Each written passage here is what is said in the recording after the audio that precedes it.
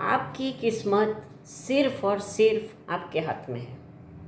वो सेंटेंस का हार्द, उसकी डेफनेस बहुत ऊंची है। अभी इसके पीछे एक स्टोरी है, वो इसके बारे में आपको थोड़ा बताऊंगी तो आपको समझ में आएगा कि एक बंदा था, उसका नाम अजीज़ था।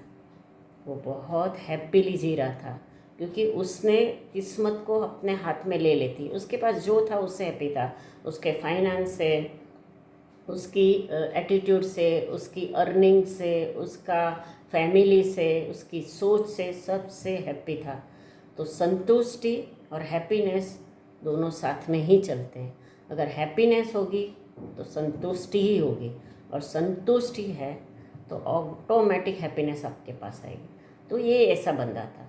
लेकिन दूसरी चीज़, उसका दूसरा पहलू ये है कि अगर आप संतुष्ट हो के बैठोगे ना, तो वो जो थर्ड स्टेप पे हो तो वहाँ ही रहोगे।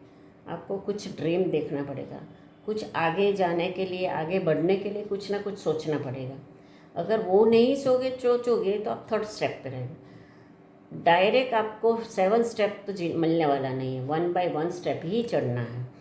तो इसके पीछे कहने का मतलब है कि आपको छोटे मोटे सपने देखना है, और स्वप्न, ड्रीम वो छोटा ही होना चाहिए। छोटे छोटे करके आप बड़े के ऊपर पहुंच जाओगे। तो वैसे उन्होंने कुछ भी सोचा नहीं था, वैसे अपने आप में हैप्पी था। एक दिन क्या हुआ, उसका एक फ्रेंड आया। फ्रेंड गांव में ही रहता था, लेकिन वो मिलना बहुत कम था। अभी आया, उन्होंने बोला, अजीज़ भाई कैसे हो? बढ़िया, कैसे चल रहा है धंधा? अजीज़ भाई ने बोला, आई एम हैप्पी, बहुत बहुत अच्छा चल रहा है, और हम अच्छी तरह खाना पीना खाते हैं, फैमिली खुश है, सब कुछ है। बोला ठीक है, लेकिन मैं अजीज़ भाई आपको एक बात बताना चाहता हूँ कि मैंने कहीं पढ़ा था कि आपके पास एक अंगूठा, थंब जैसा अगर आपके हीरा होगा, इतनी साइज़ का, तो आप अपना शहर खरीद पाओगे। और आपके पास मुट्ठी भर हीरा होगा तो आप पूरी दुनिया खरीद पाओगे। और वैसे बातें करते वो बंदा तो चला गया। अजीज़ भाई के माइंड में पहली बार कन्फ्यूज़न चालू हो गया। अभी ये कैसे हो सकता है? वो कैसे मैं परचेज़ करूँ, मैं कैसे लाऊं, कैसे कमाऊं? रात को नींद भी नहीं आती थी वो सोच में। ऐसा करते 3 दिन निकला। 3 दिन तक उन्होंने सब सोचा और फाइनली उन्होंने डिसीजन लिया कि अभी मुझे यहाँ से हीरा ढूंढने के लिए जाना ही पड़ेगा।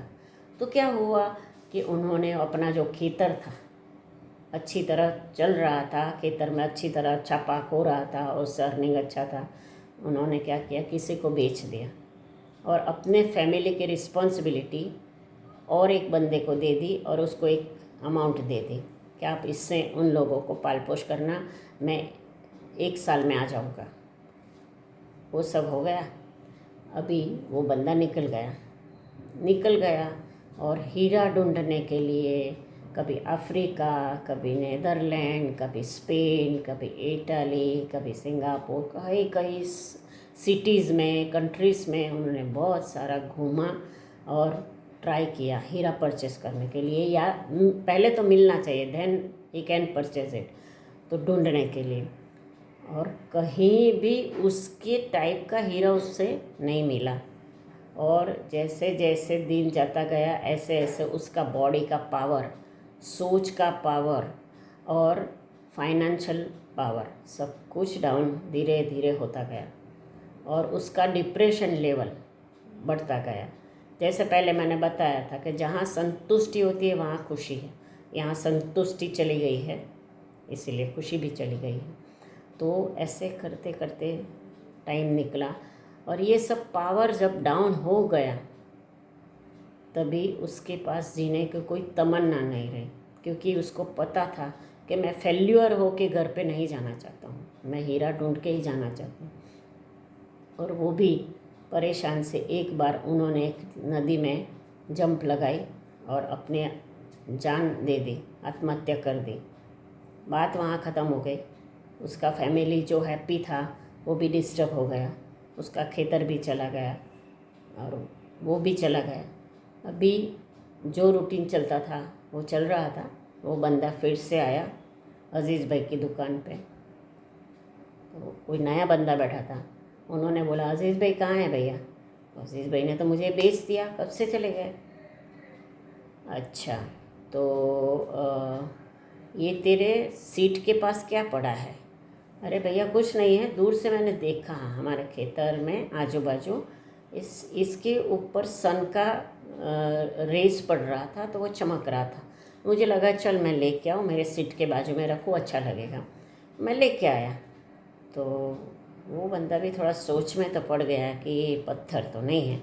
उन्होंने बोला कि कहाँ है, मुझे बताओ। तो वो लोग स्पेशली वो जगह पे दोनों गए, देखा, वो बंदे को तो पता चला कि हीरा ही है। उन्होंने बोला देखो ये सब है छोटे छोटे पत्थर, वो सब हीरे हैं। अरे आप क्या पागल जैसे बात करते हो, ये पत्थर है, खाली शाइन बहुत है बस, और कुछ नहीं है।